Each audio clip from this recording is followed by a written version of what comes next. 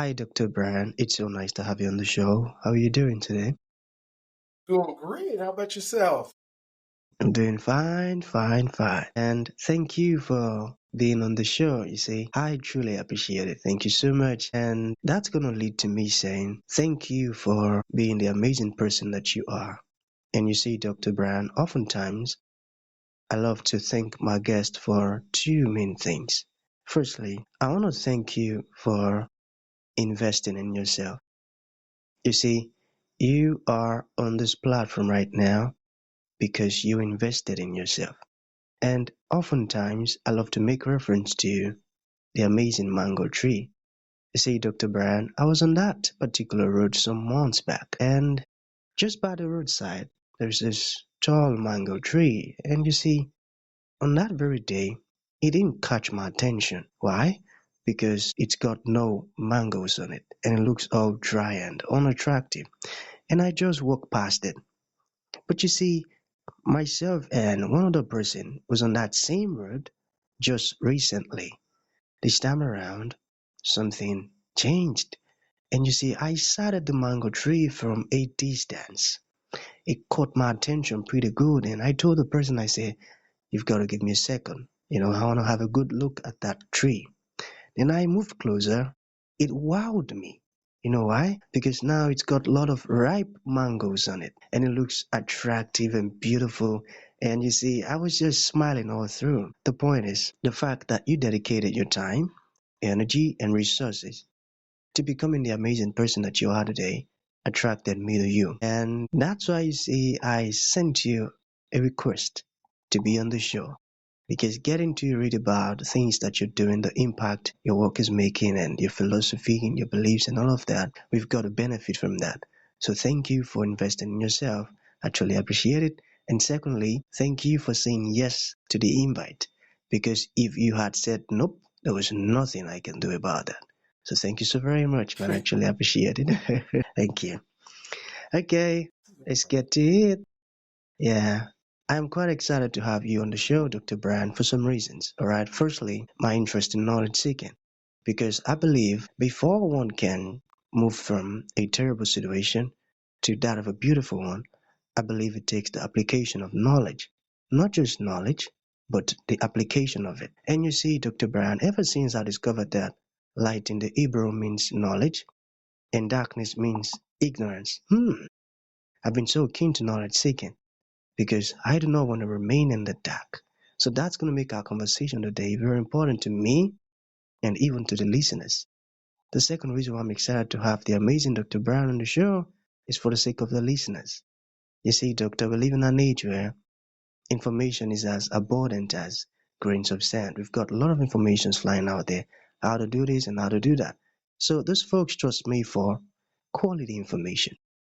While I was browsing through your profile, getting to learn a little bit about you, I was excited about the things I saw because I believe our conversation is going to be insightful and impactful. So, for that reason, Dr. Brown, let's get started with your introduction.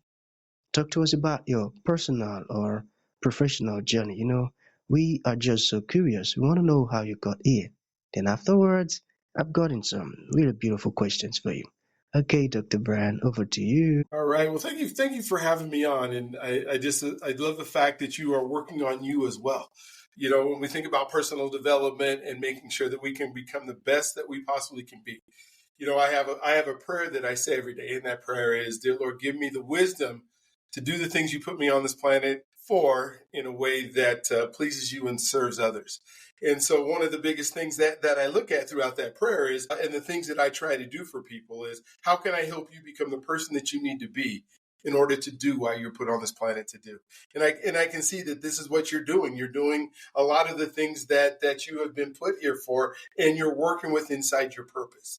And for somebody to be successful, and success leaves clues. I tell all my folks that I talk to that the clue is that when you're trying to be successful, that you're not trying to be what somebody else is. Because you are different, you are unique, you are not who anybody else is. And if you try to duplicate what somebody else is, it's almost impossible. You didn't have their experiences. You didn't have the things that they had when they grew up. You come from a different tree, a different mango tree, although you could produce fruit on that tree, but every piece of fruit that's on that tree is a little bit different. And so one of the things that people do, some people are successful monetarily. They have lots of money. Some people, want to be famous and they're actors or musicians or, artists or whatever it is that they want to try to do to be famous. But to be successful, if you're working within your purpose, you're doing well. And so, my journey has been unique. I was what they call special ed a kid when I was growing up. They said that I wasn't going to learn how to read and write, and I wasn't going to be able to achieve things that I wanted to achieve in my life. And I had teachers who told me that I couldn't and I wouldn't and I shouldn't. So why even try? But I had parents that told me, no, you need to try. You need to do the things that you can possibly do. And I was able to work through that. And I happened to be a pretty good athlete. And so I was able to even go to the university and be able to, compete and be an athlete in the sport of track and field. And that helped me along. I had some great mentors along the way. I believe who you associate with is who you become. And so if you find some people that can help you move forward and some mentors and some people, they will help you move forward. And then, so I became a teacher and a professor and, I started my own business and became, a mortgage professional here. But still with the dream of how do I help others become what they need to be and how do I help others, and started coaching program. And, I went all the way through and I got my master's in technology because that was the great equalizer that allowed me to do things that they told me that they weren't going to be able to do. I have Google, right? So Google can type for me. I don't need to type. I can talk to Mr. Google and Mr. Google will write what I said, spell it right and make it sound good. So I was able to do that. So I was able to write my dissertation.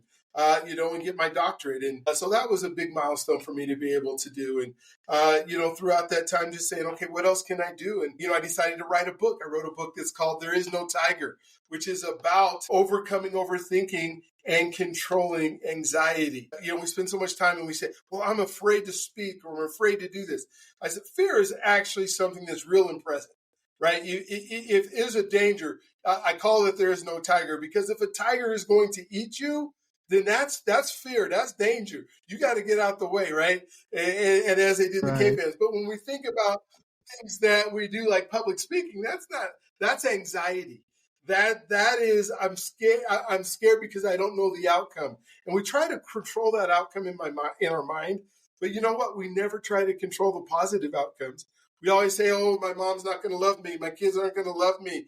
I'm going to go eat some rocks or some stones, or somebody's going to come and they're not going to. You and I are going to talk, and somebody's not going to like us, and we worry about that.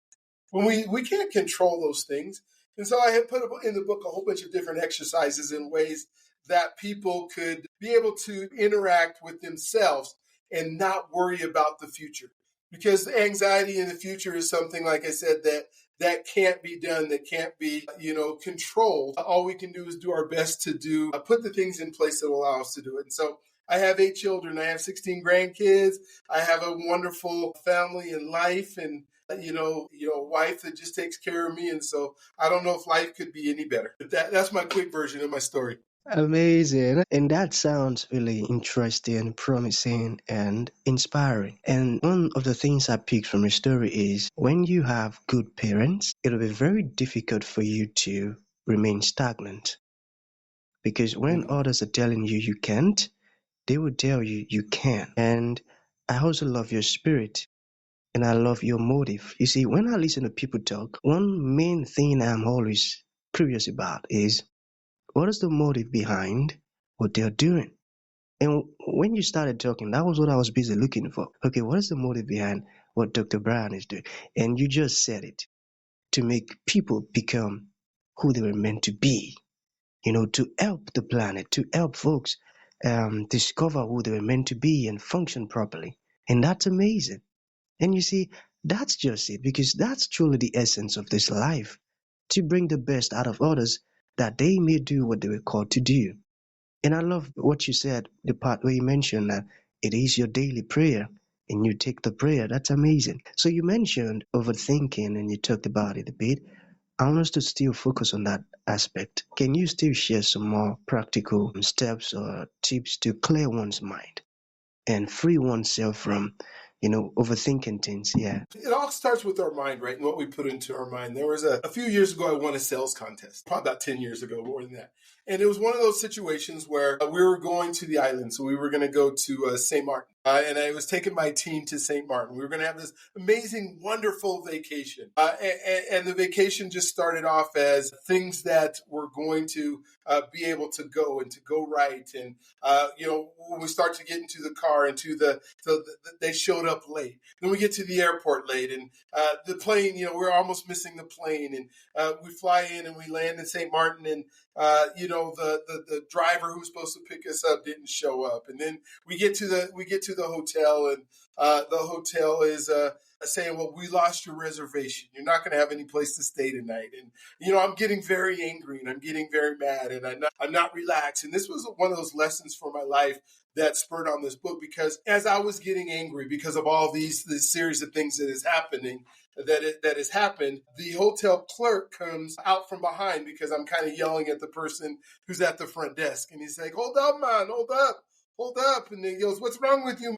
And I'm like, and so I get in and started telling him why I'm going on and why I'm so angry and what this is. And he says, you know, man, there are no tigers, there are no sharks, there are no people that are going to get you.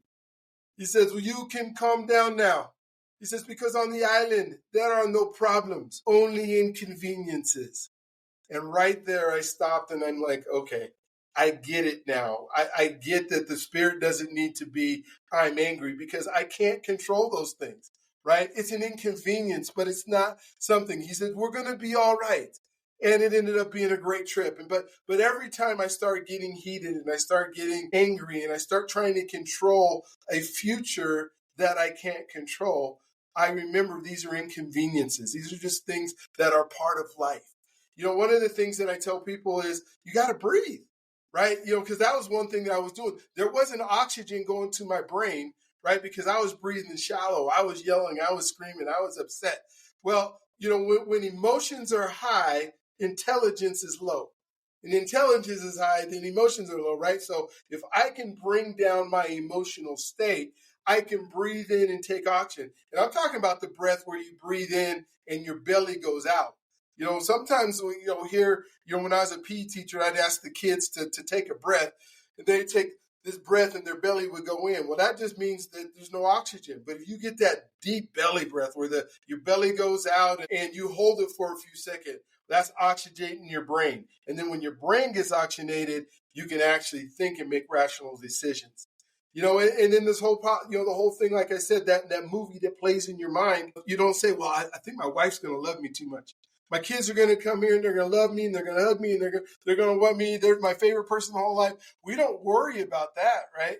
We worry about my aunt's going to come over and then she's not going to like the furniture that she's sitting on. And then she's going to get a lump in her hip. And then she's going to have to go get surgery. And then when she gets surgery, she's not going to be able to walk around and take care of her kids. When she's not going to be able to take care of her kids and not going to be able to eat. When they're not going to be able to eat, they're not going to, we take it that far. Yeah, we do. And so there's a whole bunch of techniques in the book that kind of talk about, wait a minute, hold up. This isn't as bad as you think it is. It's life. Amazing, man. You see, I tell you, it is really interesting to listen to you talk. I tell you, man. And that's a great story right there. Thank you for sharing that. Okay, we have two more questions. So how can one move from being stuck to becoming unstoppable? Like maybe some strategies for personal and professional growth. Can you share any with us? Yeah, that is so good. First, we all have to realize that if we were the person that we needed to be, we'd be doing what it is that we're trying to achieve and trying to get to. And the goal here, or the thing that we have to think of, is who do I need to become in order to be that person?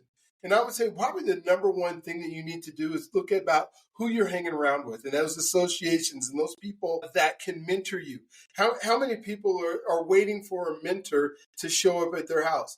I'm telling you right now, they're not going to. Nobody's going to walk to your house, knock on your door, and say, "Hey, I see where you're at, little man. I want you to be successful. Let me help you be successful. This is what I'm going to do for you. Would you like me to do that?" No, that's not going to happen. And so what we have to do is we have to go seek out people. Seek out people that maybe it's in business that we need to find a business mentor. Maybe it's in our relationships. We want to have these incredible relationships. Well, who's going to be our mentor? Because we can't see the things we don't know. You don't know what you don't know. And you can't get that without seeing that other people are doing. And so in order to get unstuck, you have to be willing to work on you. We talked about personal development at the end. You talked about growing and being willing to do things. What are you doing? Are you watching YouTube videos? Are you talking to people? Are you reading books? Or are you watching TV being entertained? Some people choose to go out and make themselves better. Some people choose to watch the television and be entertained. Well, even if it's athletics, I loved when people came to watch me, in track and watch me do the sport, but I didn't know anything about them. And, sometimes I talk to people who will know more about a professional athlete than they know about their own kids and their own family, and more statistics and stuff. So that you got to put that stuff aside. You have to start working on you. I tell you. So, in other words, you cannot see beyond what you've seen, and you cannot know beyond what you've known. I got that. That's amazing, and I've got to clap for you, man. I got that. So to bring this to an end, Brian, what would you like to leave the audience with, like a final thought? And to those who would like to make a purchase of your book, learn more about all of these things that we've talked about, how can that be possible? Here's what I'd love to say is, if you're watching this and you're wanting to make your difference in your life, you can do it. There's nobody stopping you from being able to do it. There's nothing that on this planet that is stopping you from becoming the person that you need to be. So you have to make a decision to do that. I have another book coming out at the first of next year. We're in December of 2024, so it'll be out by January, and it's called The Decision Formula. And it's going to talk about how do you make the decisions, 5 easy steps to making decisions that will change your life. Because you need to make a decision, but you don't have to know everything to make the decision. You don't have to be 100% certain you're going to make the decision. Because it's reversible. Let's say you're going to move. Wherever you live, you want to move across the country or to another country, and you're trying to make a decision whether you do it. Here's what I can tell you. If you do it and it doesn't work out, you can move back. It's okay. So, most of the decisions we make now, if they're going to amputate your leg, you need to make some more thought on that because your leg's not going to grow back. But most of the decisions you make are okay to make, and you need to do those, and then you need to get busy doing it. Find somebody who's willing. I'll tell you, most successful people are willing to help somebody who's willing to put the effort in. Now, if you think that you're going to be successful by sitting home and doing nothing, then that, my friend, is not going to happen. But you have the ability to become the person that you need to be, and then you need to watch and you need to see what those success clues are. The book that I just wrote is There Is No Tiger. Tons in there on helping you get stories and everything else that will help you get to that point. But you first have to believe you can do it. You have to be that person who can believe you can do it. And if you can, hey, if you want to contact me, I'm at brianearnold.com. Hey, I'm going to do, this is 2024. I'm doing a goal setting workshop on the 31st of December. So that's called New Year's Eve here in America, wherever you're watching from. But we're doing it from 10 o'clock to 12:30 on Mountain Standard Time. So you have to figure out what that means for you. But I'm going to go through steps on how you can become the person you need to be, and then how to set 5 personal goals that when you hit them in 2025, your world will change. I promise you that. Amazing. I love that. I love that. Okay, that's going to be the end of the show, Dr. Brian. Thank you for coming, and thank you for sharing this powerful stuff with us. It means a whole lot, man. Thank you. You're so welcome. I'm glad to have come. Thank you for having me.